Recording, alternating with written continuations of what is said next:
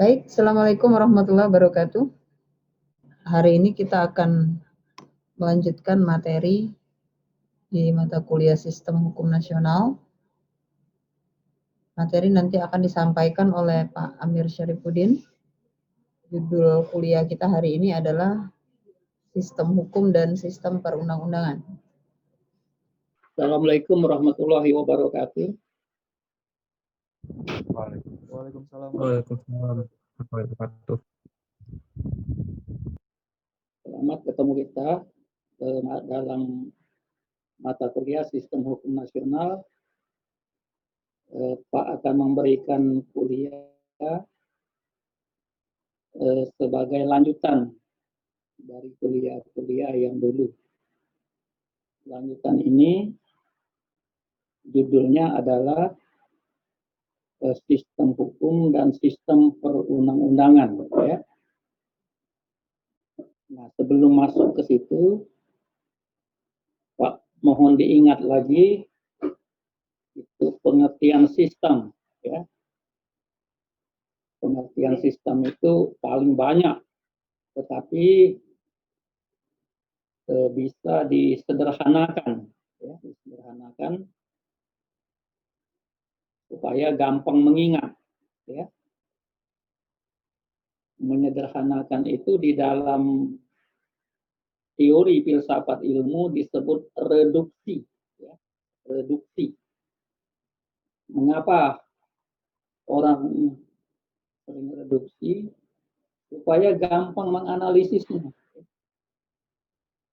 Nah, contoh, kita main reduksi ya. Umpama kita mau mempelajari bola bumi. Bola bumi itu kan besar kan. Kalau mau dipelajari, paksa kita keliling bumi, naik pesawat. Tapi kan nggak kelihatan nanti. Kelihatan laut, segala macam aja. Dan pesawatnya jalannya cepat. Nah, maka bola bumi yang besar itu kita reduksi, kita kecilkan. Ya, kita kecilkan jadi bola bumi yang dijual orang di Gramedia itu. Jadi kita bisa putar-putar itu. Nah, ini Pulau Sumatera, ini Pulau Kalimantan, ini Amerika, ini Palembang, ada titik kecil. Nah, Palembang itu titik kecil loh, padahal kotanya besar. Itu reduksi namanya. Dengan mengecilkan objek yang diselidik itu, kita memiliki gambaran tentang sesuatu dalam bentuk mini. Ya. Nah, jadi kembali ke kata sistem. Sistem itu kalau mau direduksi adalah suatu keseluruhan. Ya. Keseluruhan itu totalitas yang terdiri dari beberapa bagian. Nah, bagian itu boleh digaris miring. Bagian itu disebut subsistem. Ya, subsistem. Jadi saya ulangi, sistem adalah suatu keseluruhan yang terdiri dari beberapa bagian garis miring subsistem, di mana antara bagian-bagian garis miring subsistem itu memiliki hubungan satu sama lainnya. Itulah sistem. Ya. Jadi kalau dicontohkan, apa sistem? Lah banyak sekali. Mobil itu sistem loh. Dia suatu keseluruhan yang terdiri dari bagian gardan, bagian mesin, pesneleng, roda, rem, kaca, lampu, dan sebagainya. Contoh lain, negara. Negara itu sistem. Suatu keseluruhan terdiri dari bagian presiden, bagian MPR, bagian DPR, bagian BPK, bagian Mahkamah Agung, bagian kepolisian, bagian angkatan bersenjata, bagian daerah, bagian rakyat. Itu ya, bagian-bagian semua subsistem. Nah, ada salah satu contoh sistem yang paling rumit, belum ada taranya sampai saat ini, yaitu manusia. Manusia itu sistem. Suatu keseluruhan badan kita itu yang terdiri dari 3 bagian besar. bagian kepala, bagian badan, dan ketiga bagian anggota badan. Nah, dalam kepala itu subsistem namanya. Ada di bagian kepala ada lagi sub mata, sub telinga, sub tenggorokan, sub otak. Ya. Dalam mata ada lagi sub bagiannya lagi. Nah, jadi manusia itu sistem, bagian kepala, bagian badan, anggota badan, di mana antara bagian itu punya hubungan satu sama lain. Ya. Nah, kalau kita hubungkan dengan hukum, sistem hukum, maka kita menggunakan salah satu pendapat ahli, ya, yang bernama Loren Friedman. Ya. Loren Friedman. Kalau Loren Friedman itu sosiolog, ya. Kalau Wolfgang Friedman, nah itu ahli filsafat, beda ya. Friedman semua tuh. Satu Loren, dua Wolfgang. Nah, kata Loren Friedman, sistem hukum itu keseluruhan hukum yang terdiri dari 3 bagian, garis miring 3 subsistem. Ya. Subsistem yang pertama disebutnya substansi. Nah, itulah namanya perundang-undangan. Ya, perundang-undangan. Subsistem yang kedua itu disebutnya struktur.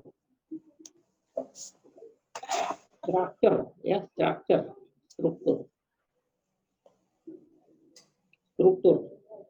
Nah, itulah yang dimaksud dengan penegak hukum. Subsistem yang ketiga itulah disebut budaya hukum, legal culture. Ya. Legal culture. Apa legal culture? Itulah sebenarnya yang dimaksud dengan nilai-nilai yang dianut oleh penegak hukum. Nah, jadi antara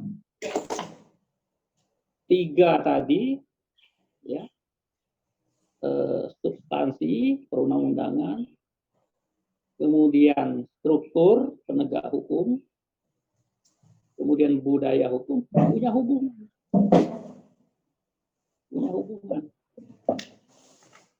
Jadi hubungannya kira-kira dalam menegakkan hukum, ya, para penegak hukum ini harus mendasarkan diri pada substansi perundang-undangan. Ya, jadi hubungannya 3 subsistem tadi, penegak hukum dalam menjalankan tugasnya harus berdasarkan substansi. Substansi itu perundang-undangan. Kalau dia menjalankan tugas tanpa mendasarkan diri pada substansi, itulah sewenang-wenang. Kalau ada substansi, ada perundang-undangan, tanpa ada penegak, maka perundang-undangan itu lumpuh. Tidak ada yang menegakkan. Ya. Nah, dalam menegakkan hukum, para penegak hukum itu memiliki nilai. Nilai itu ya tentu berisi nilai baik buruk. Ya. Nah, bisa terjadi nilai itu bisa berbeda-beda setiap orang. Jadi Pak beri contoh ya. Waktu Filipina dijajah Amerika, dia merdeka, Filipina itu mencontoh konstitusi Amerika.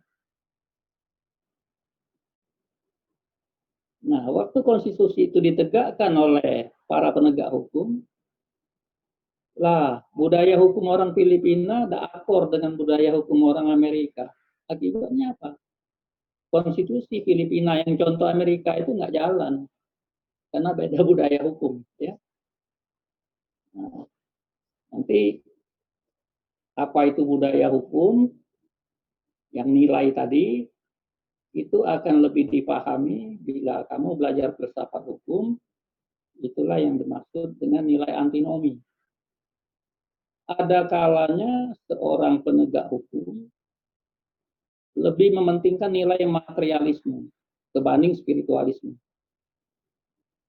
Akibatnya dalam menegakkan hukum itu selalu diukur secara materi. Siapa ngasih materi besar, akan saya menangkan perkaranya, kata hakim. Kira-kira begitu. Siapa tidak mengasih materi,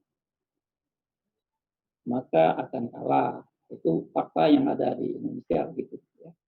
Jadi kembali ke pokok persoalan, sistem suatu keseluruhan yang terdiri dari 3 bagian besar. 3 bagian itu disebut subsistem. Subsistem yang pertama itulah substansi hukum. Apa substansi hukum? Isinya peraturan perundang-undangan. Subsistem kedua adalah struktur. Apa isi struktur? Itu adalah penegak hukum.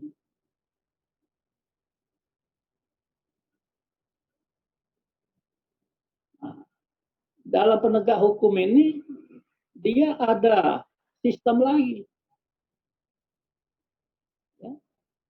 Itu ada kepolisian, ada kejaksaan, ada kehakiman, ada kepengacaraan. Ya, penegak hukum itu.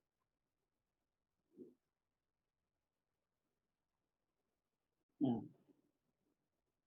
terus budaya hukum bisa saja polisi budaya hukumnya beda dengan budaya hukum jaksa, beda dengan budaya hukum hakim, beda juga dengan budaya hukum pengacara. Ya. Kalau berbeda semua, nah itu bisa timbul masalah. Ya. Apalagi di dalam subsistem penegak hukum itu yang dominan adalah kehakiman. Yang punya tugas pokok kehakiman itu, satu memeriksa perkara, dua mengadili, tiga memutus. Ya. Jadi hakim itu tugasnya 3 ya, memeriksa, mengadili, memutus. Itulah kekuasaan hakim. Jadi kembali sistem hukum adalah terdiri dari 3 subsistem ya.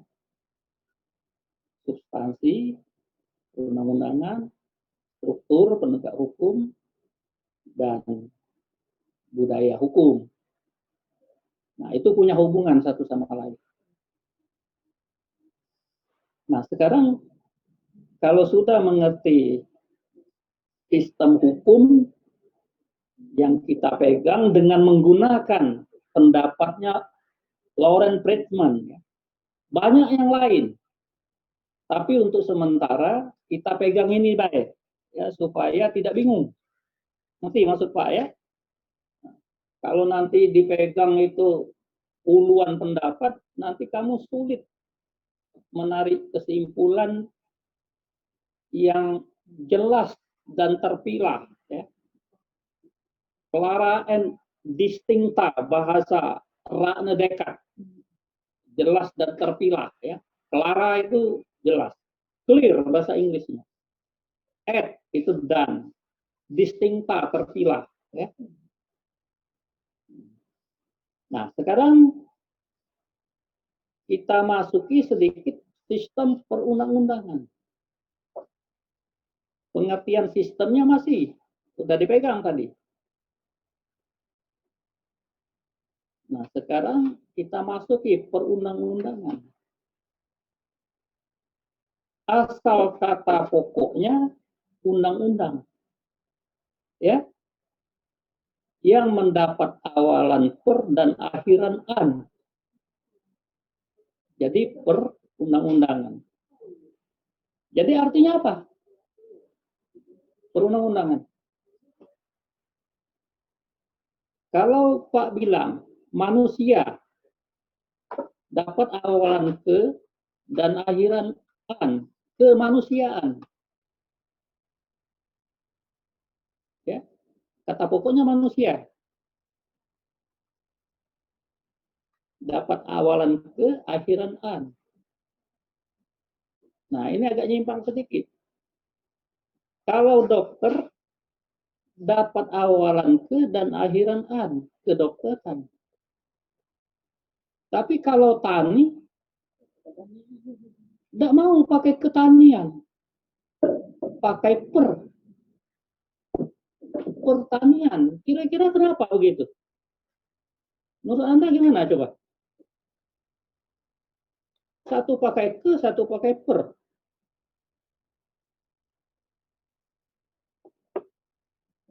Ada nggak fakultas ketanian? Apa bedanya coba?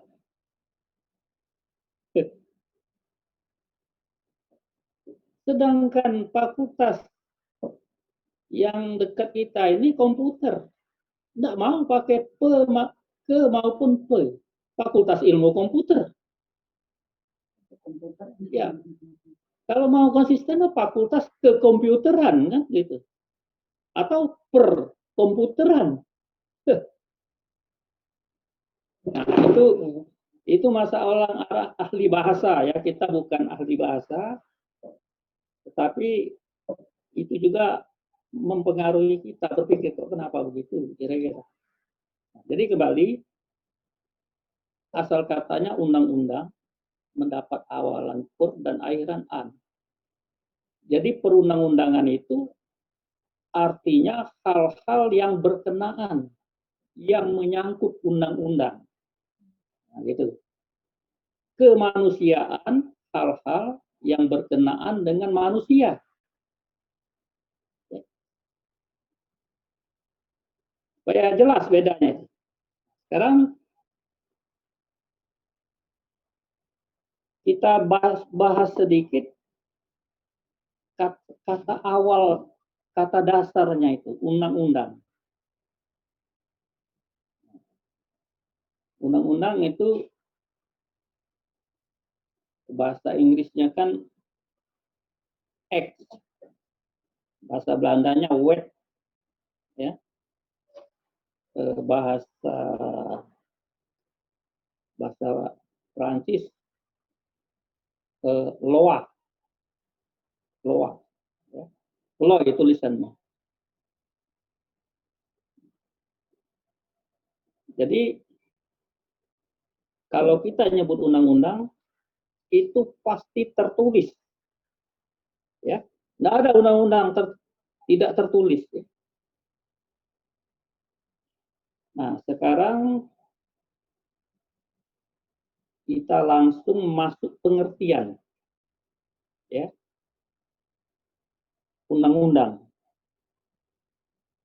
pengertian atau konsep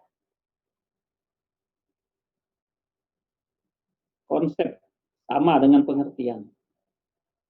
Coba saya ingin pendapat Saudara Egy Danti. Apa itu pengertian garis miring konsep menurut Anda? Terkait dengan yang Bapak tanya tadi, kalau menurut saya Pak, undang-undang adalah sebuah aturan yang dibuat oleh...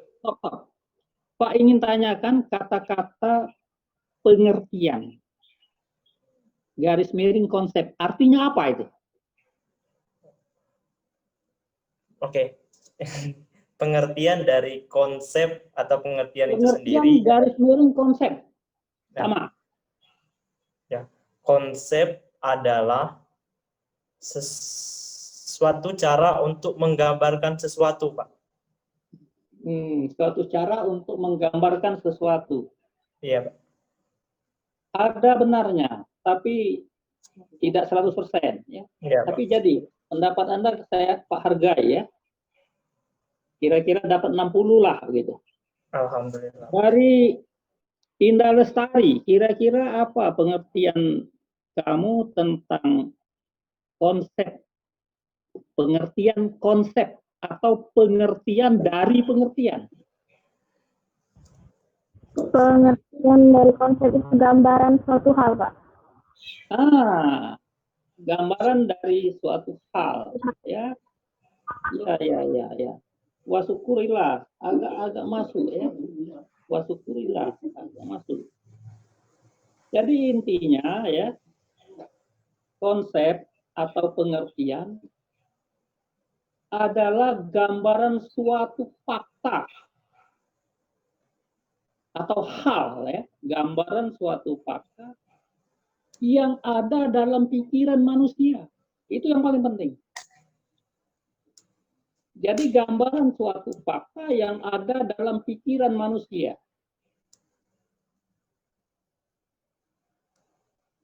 Contoh, kamu sedang ikut kuliah ya, tapi kamu punya orang tua jauh dari tempat kamu kuliah. Tapi walaupun jauh, dalam otak kamu itu tergambar ya keadaan orang tua itu. Potongannya, modelnya, baunya. Ya. Gambaran orang tua yang ada dalam pikiran, itulah namanya konsep atau pengertian. Ngerti maksud Pak? Kamu punya rumah kan? Kamu tinggal di Palembang. Skip apa? Kamu sekarang berada di tempat lain. Tapi walaupun kamu tidak di rumah, rumah kamu itu tergambar loh dalam otak kamu itu. Bentuknya aja. Jalan baliknya. Kalau kamu dekati gambaran jalan balik rumah itu, baliknya sesat loh lah pasti.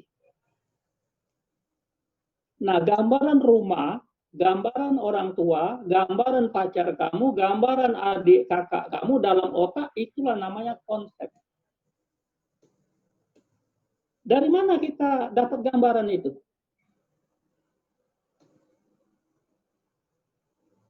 Itu didapat karena fakta itu, rumah, kakak, orang tua. Karena kita lihat melalui mata kan? Atau kita raba melalui kulit. Atau kita cium melalui hidung. Atau kita jilat melalui lidah. Atau kita dengar melalui telinga. Jadi gambaran itu terbentuk karena kita dapat melalui 5 panca indera. Nah, gambaran yang mendapat kita lihat, kita dengar, itulah namanya yang dialami. Empiri, ya, empiri. Kita alami, kita lihat, kita dengar. Dengan melihat tergambarlah rumah kita, dengan melihat tergambarlah bapak kita di otak kita. Tapi kalau kamu dapat gambaran tidak dari melihat, tidak mendengar, tidak meraba, tidak mencium, maka gambaran itu hayal, kata John Locke. Hayal. There is nothing in the mind. Tidak ada sesuatu gambaran di dalam otak. Kecuali didahului oleh pengalaman. What was in the sense, dia bilang. Ya. Kamu punya gambaran tentang tuyul. Tuyul budak kecil, kepalanya ada rambut sedikit di sini, galak mencuri duit. Ada gambaran tuyul. Apa kamu pernah melihat tuyul? Apa pernah kamu meraba tuyul? Apa pernah kamu mencium tuyul? Loh, tidak sama sekali. Jadi gambaran tuyul itu dari mana dapat? Itu hayalan. Hayalan.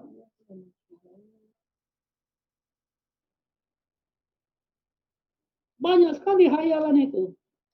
Ada jin, setan, setannya pakai tanduk mata abang. Apa kamu pernah melihat setan?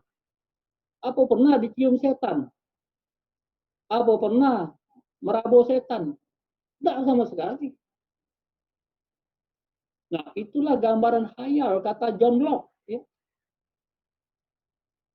Yang tokoh empirisme, artinya kalau gambaran itu tanpa didapat melalui salah satu atau dua atau tiga panca indera, itu hayal. Ya.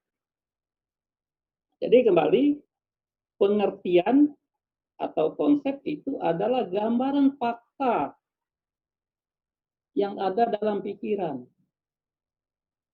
Fakta gambaran itu didapat karena kita lihat, kita dengar, kita raba, dan seterusnya. Kalau gambaran didapat tanpa itu hayal. Hayal di dalam ilmu. Pernah menghayal. Nah, jadi kembali ke pengertian undang-undang ya. Jadi kalau kita punya konsep tentang undang-undang, tentu kita pernah melihat undang-undang itu. Pernah meraba, pernah membaca undang-undang. Nah, undang-undang itu punya dua pengertian. Kata orang Belanda yang namanya tak, T-A-K. Nama panjangnya itu PJP tak. Nggak tahu P itu apa pangeran, apa tak ya. Tak. Menurut tak ya, undang-undang itu punya dua pengertian. Ya. Satu, undang-undang dalam arti formil.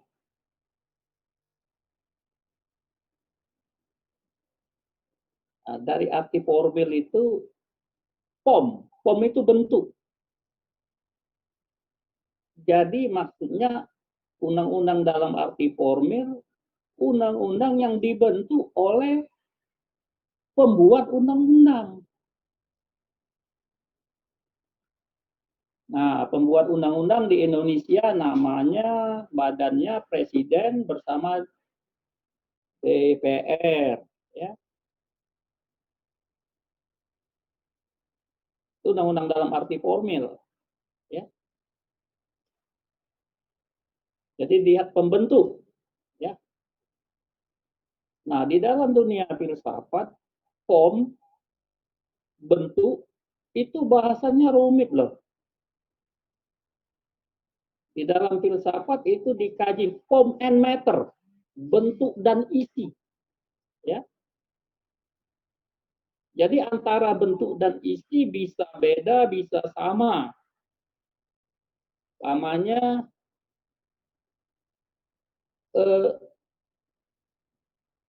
kerupuk dan kemplang. Bentuknya beda, pom ya. Beda nggak bentuk kemplang dengan kerupuk? Tapi isi meternya, bahannya sama loh. Sama. Isi sama, bentuk beda. Nah gitu. Nanti dikembalikan ke hukum. Hukum itu hakikatnya memberi patokan. Ya. Nah, isinya sama. Tapi nanti ada patokan itu diberi bentuk namanya undang-undang dasar. Ada diberi bentuk undang-undang, ada diberi bentuk peraturan presiden. Isinya sama, tapi bentuknya beda. Patokan, gitu. Bisa juga bahannya sama, kayu. Kalau diberi bentuk begini jadi meja, tapi kalau diberi bentuk begitu jadi pintu. Nah, bisa bentuk sama, meja semua, tapi isinya beda. Satu isinya dari kayu, satu dari batu, dari besi, bentuk sama, meternya lain. Ya. Itu, oke lah, itu terlalu tinggi, form and meter itu ya. Jadi yang pertama undang-undang dalam arti formil, ya, undang-undang yang dibentuk oleh pembuat undang-undang, badan legislatif namanya itu ya. Kalau di Indonesia presiden bersama DPR, kalau di Amerika namanya Kongres, ya. Di Jerman Bundestag, ya. Bundestag. Di Rusia namanya Duma, ya. Di Inggris majelis rendah, ya. Di Israel namanya Knesset, tulisannya Knesset. Banyak negara di Indonesia ini 170, lain-lain kalau namanya ya. Pak cuma ingat berapa, 6 ikut, 7 ikut. 6/170 kali 100%, kecil yang persentasenya yang tahu itu ya. Nah, kalau tidak tahu sama sekali, nah itu yang parah itu ya. Ya. Jadi undang-undang dalam arti formil, ya. Yang kedua, undang-undang dalam arti material. Isi tadi meter. Yaitu setiap peraturan yang dibuat oleh badan yang berwenang, garis miring otoritas. Otoritas. Yang isinya ya, mengikat umum. Mengikat umum. Jadi artinya orang siapa saja terikat. Nah, dengan demikian, yang maksud undang-undang dalam arti material, setiap aturan yang dibuat oleh badan yang berwenang otoritas. Otoritas badan berwenang itu bisa presiden, bisa DPR, bisa gubernur, bisa wali kota, bisa bupati. Kalau dia bikin aturan, isinya mengikat kita, tidak boleh melanggar artinya. Mengikat umum, itu disebut undang-undang. Hanya dalam arti material. Jadi kalau kita menyebut undang-undang dalam arti material, itu bisa dia peraturan presiden, peraturan pemerintah, peraturan gubernur, peraturan bupati, peraturan Mahkamah Agung, peraturan Komisi Yudisial, dan sebagainya. Dia disebut undang-undang, tapi dalam arti material.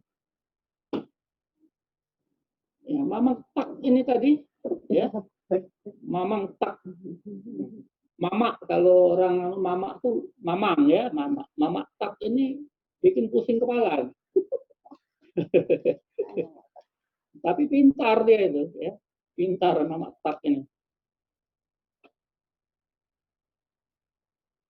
Jadi kalau orang bilang undang-undang dalam arti formil dibuat presiden bersama DPR, itulah contohnya undang-undang perkawinan. Dibuat badan yang berwenang. Pembentuk undang-undang maksudnya. Tapi isinya juga mengikat seluruh orang yang mau kawin. Jadi Undang-Undang 174 itu dia dalam arti formil sekaligus dalam arti material. Nah, gitu. Tapi kalau peraturan presiden, Perpres, dia bukan dibuat oleh pembentuk undang-undang, tapi mungkin isinya mengikat umum. Maka dia disebut undang-undang dalam arti material. Jadi, kalau disebut peraturan perundang-undangan, itu isinya mencakup undang-undang dalam arti formil sekaligus undang-undang dalam arti material.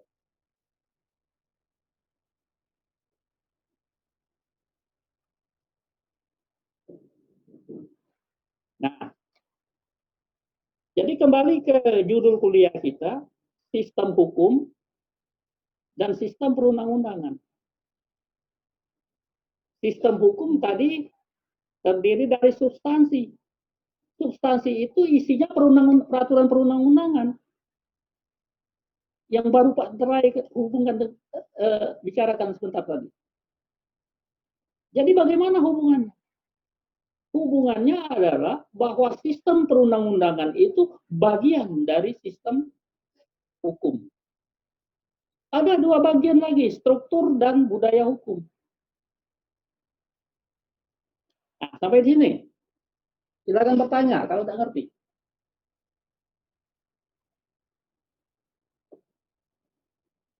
Kamu kan jurusan tata negara.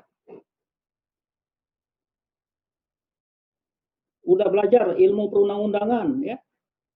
Ada lagi teknik perundang-undangan.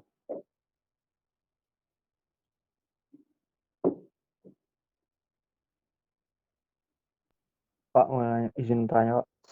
Boleh. Tadi kan Bapak menyatakan bahwasanya ada teori soal substansi, struktur, dan culture atau budaya tadi. Ya. Nah, dalam undang-undang kan substansi tadi dimasukkan ke substansi tadi dicoret sebagai undang-undang. Ya, peraturan Nah, perundang-undangan. coba kita berbicara sebaliknya, apakah terdapat culture atau struktur juga dalam undang-undang tadi? Saya, Pak, pertanyaan saya. Dalam undang-undang juga terdapat struktur dan culture. Ya, kalau menurutnya si Lawrence Friedman, kalau perundang-undangan itu katakanlah tertulis ya.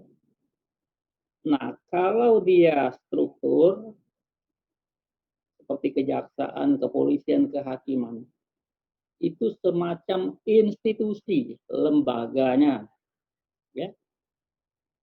Tetapi apa yang saudara katakan ada benarnya, baik struktur tadi maupun cara kerjanya juga diatur dalam perundang-undangan, ya. Undang-undang kejaksaan umpamanya lah itu kan masuk itu substansi. Tapi lembaga kejaksaannya itu strukturnya, ya. Ada gedungnya, ada pegawainya, kejaksaan. Nah, budaya hukum itu juga ada diatur di dalam substansi, ya. Jadi Pak ingatkan lagi bahwa hukum atau undang-undang itu kalau dibedah isinya, ya dibedah, akan terdapat 4 dimensi, 4 hal dalam undang-undang itu. Satu, ada nilainya. Nah, nilai ini masuk budaya hukum. Kemudian ada azasnya. Itu nanti ada azas perundang-undangan dalam Undang-Undang 12 tahun 2011 tuh. Namanya azas perundang-undangan yang sangat terkenal itu undang-undang khusus menyampingkan undang-undang umum, ya gitu kan? Lex speciale derogat legi generale. Ya. Sesudah ada azas, maka ada normanya. Nah, norma itu hakikatnya memberi patokan. Jadi memberikan patokan itu memberikan ruang gerak, ya. Kalau saya andaikan kamu punya tanah, maka tanah kamu itu ada patoknya. Jadi kamu boleh bergerak bebas dalam tanah kamu yang ada patok tadi. Nah, tapi kalau kamu bergeraknya keluar dari batas tanah, dari patok, nah itu penyimpangan namanya. Kalau nyimpang apa melanggar hukum? Belum tentu. Kalau dia nyimpang ada pembenar, itu namanya masuk pengecualian. Namanya setiap orang dilarang menghilangkan nyawa. Ya. Terus Algojo nembak, mati orang. Lah, itu kan menghilangkan nyawa itu kan melanggar hukum. Tapi dia mengerjakan itu dibenarkan oleh undang-undang. Nah, sehingga dia dibenarkan tindakannya, sehingga dia tidak bisa dihukum. Nah, itu namanya pengecualian. Dan namanya menjalankan perintah jabatan, amtelak bapel. Hukum bilang setiap orang tidak boleh menganiaya orang, ya.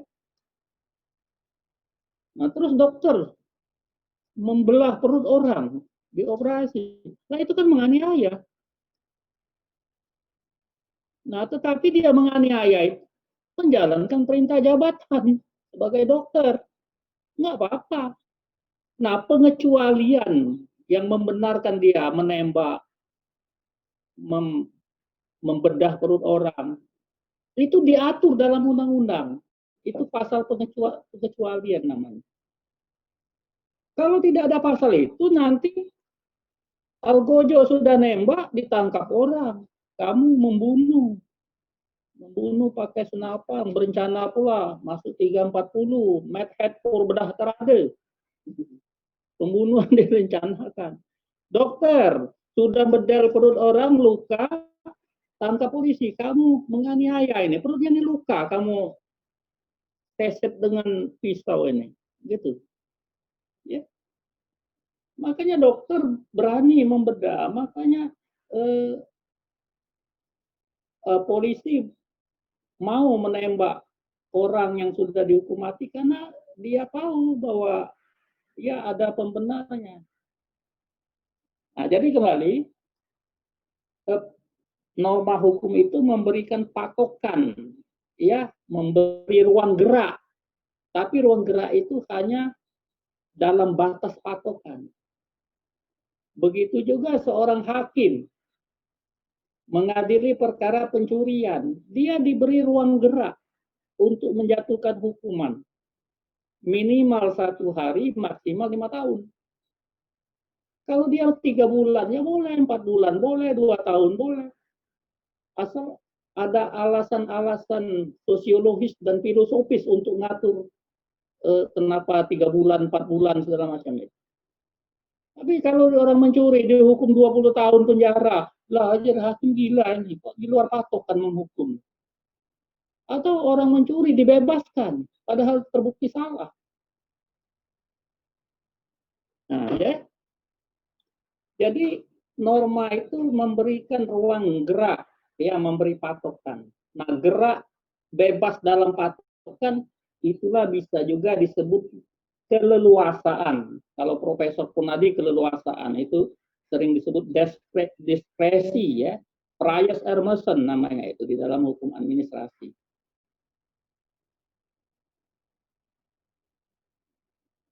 Nah, jadi kembali ke pertanyaan, ya. Jadi apa dalam struktur itu sendiri ada hukum yang ngatur struktur kejaksaan, kehakiman, kepolisian, ada undang-undangnya. Nah, undang-undang itu substansi. Tapi lembaganya, lembaga kepolisian, kejaksaan, segala macam, itu cogoknya ada Nah, itu institusi sering disebut orang, ya. Institusi itu sering juga kita keliru, ya. Institusi, lembaga, pranata, same mawon itu, ya. Arti dasarnya adalah pola tindakan bersama, ya, pola tindakan bersama. Jadi pola itu cara bertindak bersama. Itu kalau dilakukan terus-menerus, itu lembaga namanya. Umpama kamu pengen beras, punya duit. Nah, bagaimana dapatkan beras? Kasih duit. Nah, itulah namanya membeli. Yang pihak yang punya beras menjual. Jadi kalau ingin dapat beras, terjadilah cara terus-menerus. Nah, itu melembaga. Lembaga jual beli namanya, ya. Nah, kemudian lembaga jual beli ini diatur oleh hukum. Itulah jadinya lembaga hukum yang mengatur jual beli. Ya. Kalau mau kawin, maka ada pola cara bertindak di hukum adat. Pertama melamar dulu. Nah, itu kan disepakati oleh moyang kita dulu. Kita kan niru aja. Ya, meniru. Manusia itu dalam hidupnya kalau tidak meniru, dididik. Meniru itu namanya imitasi. Kalau dididik itu edukasi. Kamu beragama Islam karena meniru orang tua kan? Tidak. Kalau orang tuanya Yahudi, ya yakin aku kamu itu Yahudi juga. Ya. Pak ini juga dulu. Orang tuanya Islam, ya Pak niru juga. Adalah si kedua yang bapaknya Islam, anaknya Kristen ada. Tapi pada umumnya meniru. Melihat teman pakai jilbab semua, kamu dewe tidak, ada enak nih pakai pullo, lah niru juga itu. Itu juga orang kalau mau mendirikan negara, ya bentuklah badan legislatif, bentuklah badan eksekutif, lah itu kan perilaku yang meniru. Jarang kita itu tidak niru. Dulu waktu Jepang dibuka oleh Commodore Perry, ya, sehingga dia menjadi negara industri. Nah, waktu Jepang menjadi negara industri, hukumnya Jepang itu, hukum adat Jepang itu tidak mampu menopang keberadaan negara industri. Tidak ada ngatur hak milik, jual beli, paten, segala macam itu. Tidak ada. Tidak ada. Nah, pusinglah kepala orang Jepang. Mau buat bukan gampang. Sudahlah, kata penguasa Jepang. Itu niru lah. Niru hukum perdata Jerman. Ya, jadi Jepang ngambil over hukum perdata Jerman untuk nopang industri negara Jepang itu. Niru itu. Korea juga nggak mampu. Lah, niru hukum perdata Perancis. Oleh karena itu, Jepang dan Korea itu dalam pasal 163 IS, Indische Staatsrechtling, Undang-Undang Dasarnya Hindia Belanda, Jepang dan Korea itu digolongkan sebagai golongan Eropa, ya, bukan bumi putra, bukan timur asing dia, karena dia sistem hukumnya sudah niru, ya, niru perdata Jerman dan Perancis, ya. Nah, kita dulu waktu mau merdeka, Sultan Takdir kepengen kita tuh 100% niru Barat kalau pengen maju, ya. Tetapi Profesor Supomo yamin, wah kita harus tegakkan identitas kita berdasarkan hukum adat. Kalah Takdir, ya. Akhirnya apa gitu? Masih mama inilah tidak berubah, ya. Kalau kita niru Jepang Korea dulu mungkin agak tampil beda kita sekarang ini, ya. Nah, jadi kembali, ya, saudara tanyakan, walaupun itu dibedakan subsistemnya 3, struktur, substansi, dan budaya hukum, tetapi struktur itu sendiri diatur oleh hukum. Ya. Di dalam substansi itu ada juga nilai hukumnya. Jadi kembali ke hukum di bedah tadi, kita akan dapatkan nilai, yang kedua azas, 3 norma, dan perilaku. Ya, 4 itu ya dalam bedah. Jadi kalau kita membedah hukum dari dalam, sehingga kita mengkaji nilai, azas, norma, sikap tindak, itulah namanya mempelajari hukum secara normatif. Kalau kita meneliti hukum, meneliti salah satu, azas, nilai, norma, perilaku, itulah namanya penelitian normatif. Ya. Normatif namanya itu. Ini hanya normatif, ngerti tidak? Nah, kalau kita meneliti hukum itu, tapi dihubungkan dengan hal-hal di luar hukum. Ya, umpamanya kita meneliti hukum ini hubungannya dengan politik. Bukan membedah hukum, tapi hukum dipelajari hubungannya dengan politik, dengan ekonomi, dengan sosial. Itulah namanya penelitian hukum sosiologis. Ya. Nah, itu dicamkan pengertian itu, supaya tidak salah kaprah. Ya. Salah kaprah itu salah terus-menerus. Tidak tahu, ujung pangkal, salah lah bertahun-tahun, tapi terus saja. Nah, jadi kembali ke pertanyaan pokok, Pak jawab. Ya. Siapa lagi yang mau bertanya? Belum Pak lanjut. Tidak paham semua. Pak khawatir tidak paham semua, ya bukan paham semua, tidak paham semua, tapi masuk sedikit-sedikit jadilah. Ya. Nanti kan bisa belajar dewek sama itu. Ya. Kalau mau belajar, guru yang paling hebat sekarang ini tuh disebut orang tuh Mbak Google itu ya. Apa saja ada di situ ya. Termasuk dokter kaget bakal bangkrut karena orang kalau sakit buka Google, aku obat apa dibeli, tunjukkan. Kalau mau perkara gimana Mbak Google, aku nih masalahnya begini. Nasihatinya nasihat hukum. Jadi profesi pengacara bakal hilang kakek. Paling lama itu. Apa baik bisa ditanyakan. Beda lagi kami Pak kuliah dulu ya. Komputer belum ada, mesin cetak belum ada, fotokopi jauh, dan dosennya pelit pula, punya buku di sampul, tak boleh tahu. Ya. Kalau tahu kaget ketahuan rahasia jabatan, ketahuan modalnya itu. Sekarang kamu luar biasa, kalau mau pintar sumbernya banyak. Ya. Nah sekarang lanjut. Ya, jadi sistem perundang-undangan itu adalah bagian dari sistem hukum.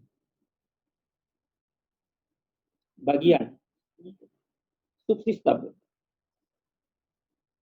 Nah, sekarang kita kembali ke sistem hukum nasional. Jadi kita bicara ke sistem perundang-undangan nasional. Nah, coba kamu buka pasal 7 ayat 1 dan pasal 8 ayat 1 Undang-Undang nomor 12 tahun 2011.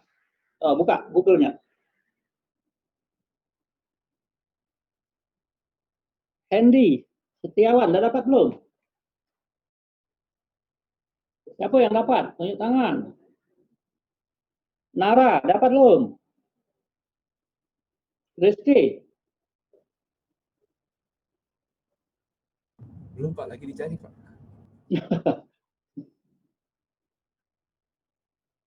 Pasal 7 ayat 1. Masa susah? Udah Pak, izin Pak. Saya, Pak. Ya, boleh. Baca pasal 7 ayat 1. Ya. Jenis dan hierarki peraturan perundangan terdiri atas A. Undang-Undang Dasar Republik Indonesia tahun 1945. B. Stop. Ketetapan Majelis Permusyawaratan Rakyat. Stop dulu, sebelum dibaca ya Pak ingin jelaskan jenis ya. Nah, jenis itu itulah maksudnya Undang-Undang Dasar TAP MPR. Nah, hierarki itulah maksudnya nomor 1, 2, 3, 4, 5 itu susunan atas bawah itu hierarki maksudnya ya. Terus baca. C. Undang-undang atau peraturan pemerintah pengganti undang-undang.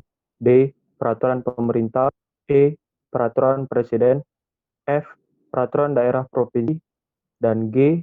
Peraturan daerah kabupaten atau kota. Pasal 8 ayat 1 coba. Pasal 8 ayat 1. Jenis peraturan perundangan selain sebagaimana dimaksud dalam pasal 7 ayat 1 mencakup peraturan yang ditetapkan oleh Majelis Permusyawaratan Rakyat, Dewan Perwakilan Rakyat, Dewan Perwakilan Daerah, Mahkamah Agung, Mahkamah Konstitusi, Badan Pemeriksa Keuangan, Komisi Yudisial, Bank Indonesia, Menteri, Badan, Lembaga, atau komisi yang tingkat yang dibentuk dengan undang atau pemerintah atas perintah undang-undang, Dewan Perwakilan Daerah Provinsi, Gubernur, Dewan Perwakilan Rakyat Daerah Kabupaten Kota, Bupati atau Wali Kota, Kepala Desa atau yang setingkat. Ayat kedua, ini juga ayat 2 coba. Jadi kalau pasal 7 ayat 1 ada berapa isinya tuh ditambahkan dengan pasal 8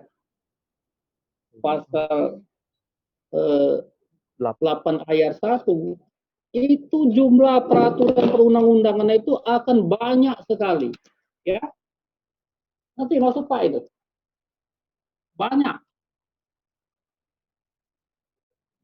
banyak sekali itu.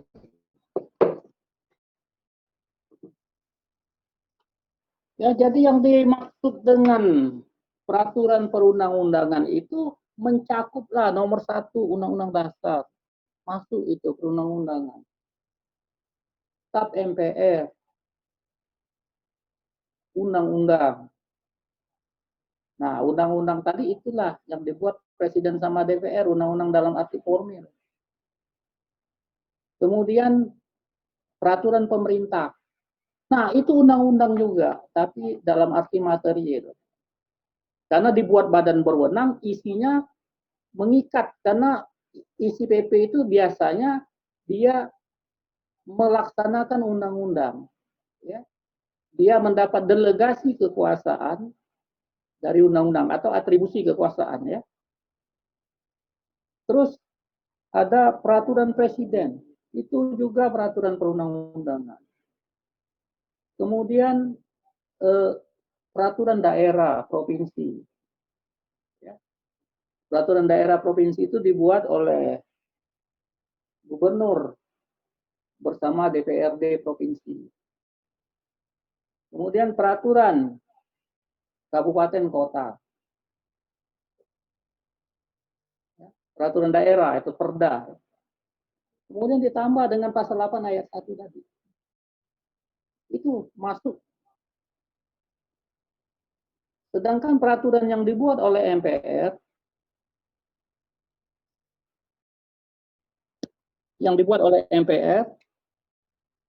karena dapat delegasi dari undang-undang, maka peraturan itu sejajar dengan peraturan pemerintah. Ya. Peraturan dibuat MPR, dibuat oleh DPR, dibuat oleh Mahkamah Agung, dibuat oleh Mahkamah Konstitusi, BPK, Komisi Yudisial, itu mendapat delegasi dari undang-undang, artinya dia dibolehkan membuat peraturan itu, maka peraturan yang dibuat oleh MPR dan seterusnya tadi golongannya sama dengan peraturan pemerintah. Ya, pemerintah itu kan di bawah undang-undang ya. Jadi kalau ada peraturan MPR yang bertentangan dengan undang-undang, lah boleh diuji. Boleh diuji. Nah, menguji peraturan di bawah undang-undang adalah Mahkamah Agung. Ya. Kalau undang-undang bertentangan dengan Undang-Undang Dasar 45, itu baru yang ujinya Mahkamah Konstitusi. Ya. Uji undang-undang. Kenapa perlu diuji? Ya karena kita menganut sistem open bau hukum loh. Jadi hukum yang paling tinggi jadi dasar hukum yang tengah, hukum tengah jadi hukum bawah. Tidak boleh bertentangan. Nah, kalau ada pertentangan bagaimana mekanismenya? Itulah namanya judicial review. Itu oleh badan pengadilan. Tapi kalau oleh badan politik namanya legislative review. Badan legislatif yang menguji hasil kerjanya sendiri. Nah, ini bertentangan, kita ubah dewek lah ya. Nah, kalau ada beda ya, kalau legislative review dia menguji undang-undang, maka keputusannya undang-undang itu bisa dinyatakan bisa dicabut. Kalau bahasa Lahat dicabut, gitu ya. Ada orang Lahat sini? Reza, orang Lahat bukan? Bukan, Pak. Siapa orang Lahat? Lahat kalau dicabut itu dicabut, gitu ya. Kalau pemerintah dicabut, nah begitu ya. Beda itu. Apa intonasi ya, intonasi. Ya jadi kalau undang-undang itu diuji oleh badan legislatif review, itu dicabut. Tapi kalau yang ujinya badan pengadilan seperti Mahkamah Agung, Mahkamah Konstitusi, bukan dicabut. Dinyatakan tidak memiliki kekuatan mengikat. Yang mencabutnya itu tetap yang membuatnya, gitu ya. Jadi jangan bilang nanti undang-undang itu sudah dicabut Mahkamah Agung. Salah loh. Tidak boleh begitu. Jadi Mahkamah Agung, Mahkamah Konstitusi hanya bisa menyatakan tidak mengikat. Artinya orang bebas, boleh melanggar, orang tidak terikat, ya, gitu. Jangan salah ya, jadi bukan mencabut, dia menyatakan tidak mengikat. Nah, nanti yang mencabutnya badan pembuatnya, ya. Nah, jadi kembali ke sistem perundang-undangan itu. Kalau didasarkan pasal 7 ayat 1 dan pasal 8 ayat 1, maka banyak sekali loh. Mulai dari Undang-Undang Dasar sampai dengan peraturan daerah kabupaten kota, ditambah lagi pasal 8 ayat 1, mulai dari peraturan yang dibuat oleh lembaga-lembaga negara, kemudian peraturan yang dibuat oleh pemerintah daerah, kabupaten, kota, itu masuk semua peraturan perundang-undangan. Ya. Nah, komentar lagi, belum lanjut. Pak, izin tanya Pak. Ya. Kalau misalnya yang dijelaskan Bapak tadi terkait dengan undang-undang yang dikeluarkan oleh lembaga-lembaga tersebut, bagaimana kedudukan dengan surat edaran, Pak? Biasanya kan ada surat edaran. Nah, bagaimana Pak pandangan? Ya, surat edaran itu dia kan itu berlaku intern, ya, intern lembaga yang membuat. Nah, itu biasanya berkenaan dengan pengaturan yang bukan merupakan perintah undang-undang, tapi pengaturan untuk melaksanakan perintah undang-undang. Ya. Jadi surat edaran tidak boleh nanti mencabut atau mengenyampingkan peraturan perundang-undangan. Jelas tidak boleh. Jadi dia hanya sifatnya melengkapi, mengatur untuk pelaksanaan tugas. Tidak boleh mengatur hal-hal yang ditugaskan atau sudah diatur dalam peraturan perundang-undangan. Ya, itu surat edaran tuh begitu. Kalau surat edaran itu memuat hal-hal yang bertentangan dengan undang-undang, terus dia terapkan, dipaksakan terhadap orang, itu sebenarnya lembaga itu sudah berbuat melanggar hukum. Ya, melanggar hukum itu. Dan itu tergolong kira-kira dalam hukum administrasi disebut unremitted overhead debt, ya, perbuatan melanggar hukum dari penguasa. Ya, jadi dia berlaku intern untuk orang dalam dia, tidak boleh mengatur yang keluar, artinya warga negara, rakyat umum, tidak boleh. Apalagi dalam pidana, ya, dalam pidana untuk menjatuhi hukuman, maka itu harus berdasarkan undang-undang. Ya, tidak boleh menjatuhkan hukuman di luar undang-undang. Lagi hukum penjara. Ada beberapa undang-undang yang mendapat delegasi dari DPR boleh menjatuhkan hukuman kurungan. Itulah biasanya untuk perda, boleh. Tapi undang-undang bilang boleh. Ya. Hukuman kurungan. Hukuman penjara tidak boleh loh. Pasal 10 ayat Undang-Undang nomor 146 KUHP. Nah, pertama hukuman mati kan? Artinya orang dibunuh sampai mati. Apa di Indonesia ditembak itu. Yang kedua hukuman penjara.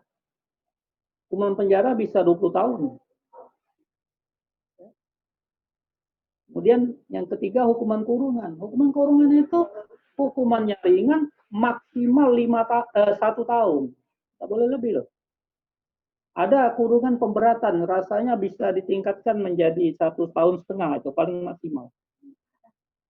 Dan itu hukumannya lebih lain loh.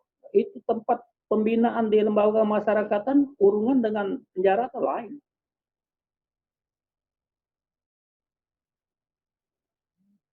Dan ada hukuman tutupan, itu diatur di pasal berapa itu? KUHP. Tahu hukuman tutupan? Tidak tahu. Sudah belajar dari pidana dengan Pak Ruben, pepakarnya ya.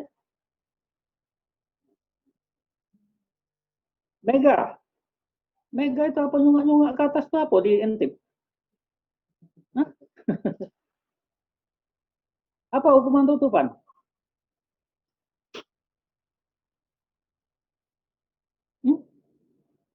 Dulu ada kawin tutupan ya. Kawin tutupan itu ini dulu dari masyarakat adat, ada seorang gadis ya hamil tapi jantannya melarikan diri. Ya. Tidak ngawini, tidak tanggung jawab. Nah, sehingga dicarilah siapa laki-laki yang bersedia mengawini wanita yang sudah hamil tadi.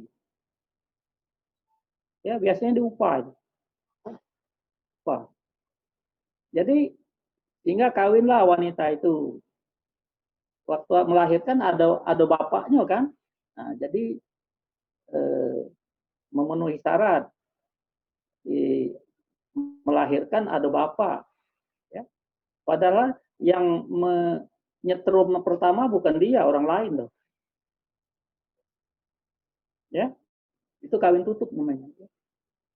Nah, hukuman tutupan itu hukuman yang diberikan kepada orang-orang yang dipandang melakukan tindakan melanggar negara, melanggar hukum negara, tapi tujuannya suci.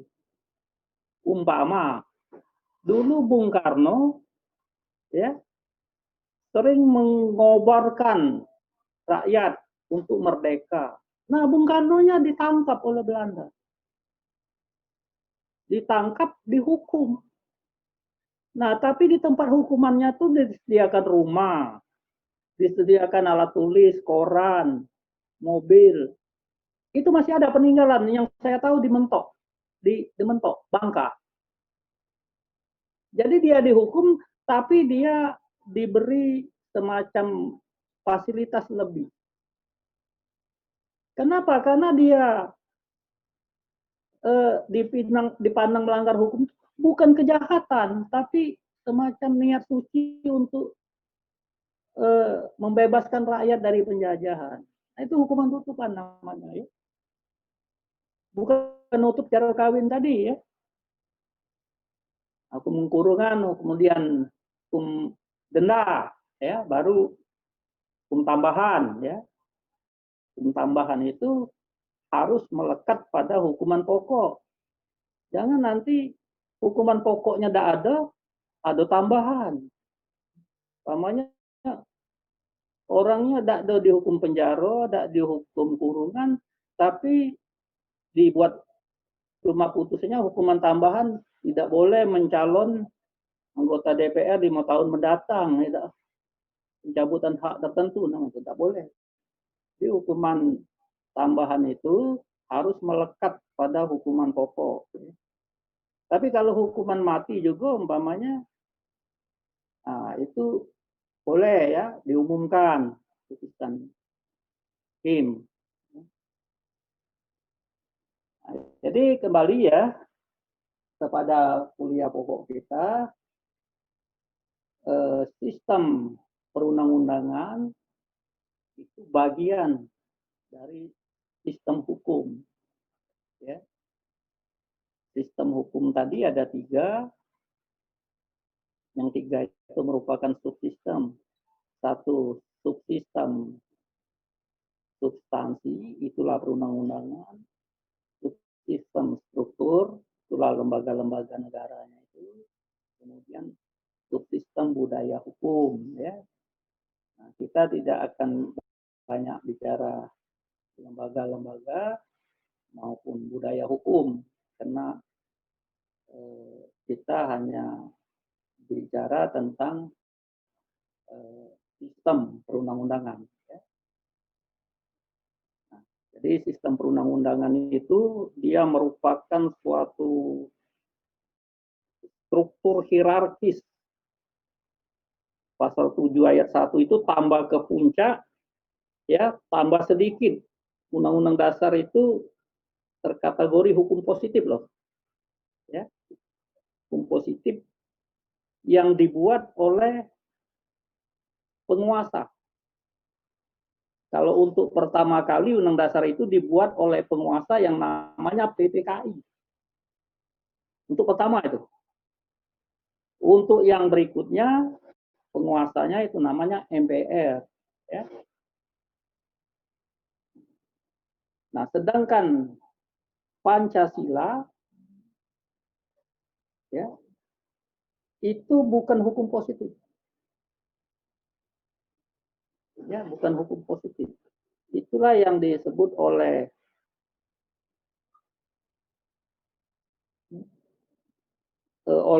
sarjana Kelsen, namanya Grundnorm. Grundnorm itu bukan hukum positif. Yang masuk hukum positif itu general norm.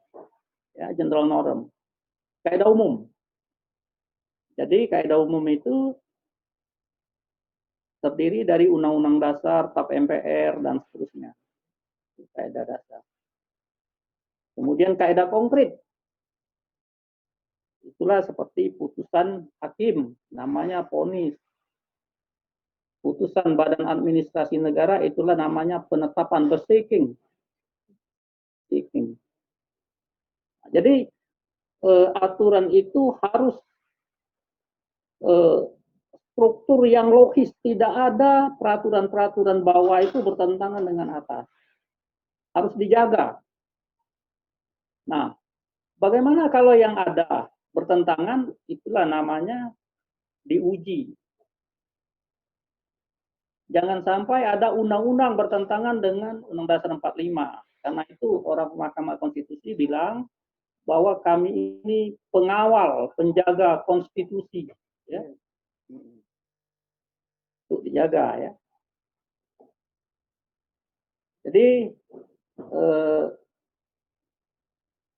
dikawal terus, kemudian peraturan pemerintah dan terus ke bawah, itu yang jaganya Mahkamah Agung, ya. Waktu ada amandemen pertama, kedua, ketiga, keempat, tahun 1999 itu di amandemen. Maka dibuatlah lembaga yang namanya Mahkamah Konstitusi.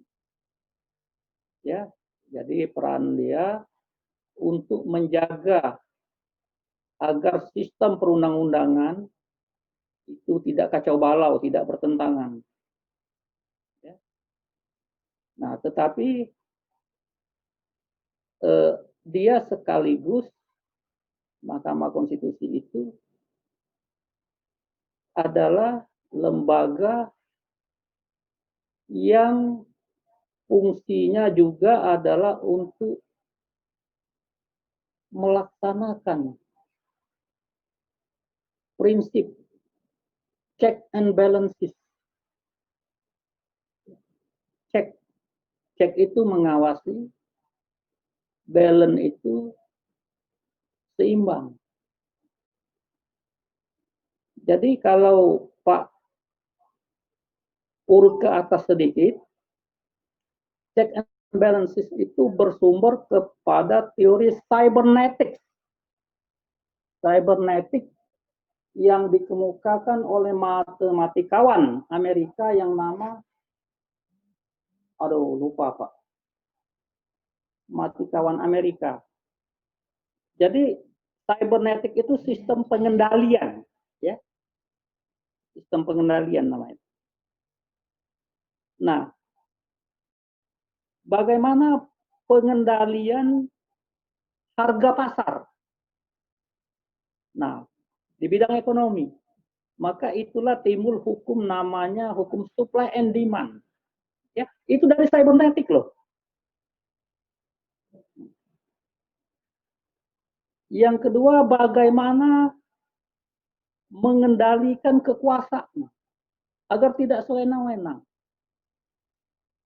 Nah, itulah terwujud dalam dunia politik tadi, check and balances tadi, yang diterapkan di Amerika. Jadi, kekuasaan dalam negara dipisah 3, eksekutif, legislatif, yudisial, masing-masing dipegang oleh badan yang berbeda-beda pula. Ya, eksekutif pegang presiden, legislatif dipegang kongres, yudisial sebagian dipegang oleh Mahkamah Agung. Nah, ketiga badan ini dibuat saling awasi. Artinya, jika presiden melanggar hukum, diawasi oleh 2 badan lainnya, yaitu oleh kongres maupun presiden. Kalau kongres melanggar hukum, diawasi oleh presiden dan Mahkamah Agung Amerika. Jadi satu melanggar diawasi oleh 2, maka urung melanggar hukum. Tidak jadi. Jadi antara presiden, Mahkamah Agung dan Kongres itu dibuat selevel, balance. Kalau orang besar diawasi anak kecil kan tidak balance kan, melawan yang diawasi. Awak kecil ngawasi aku besar, gitu.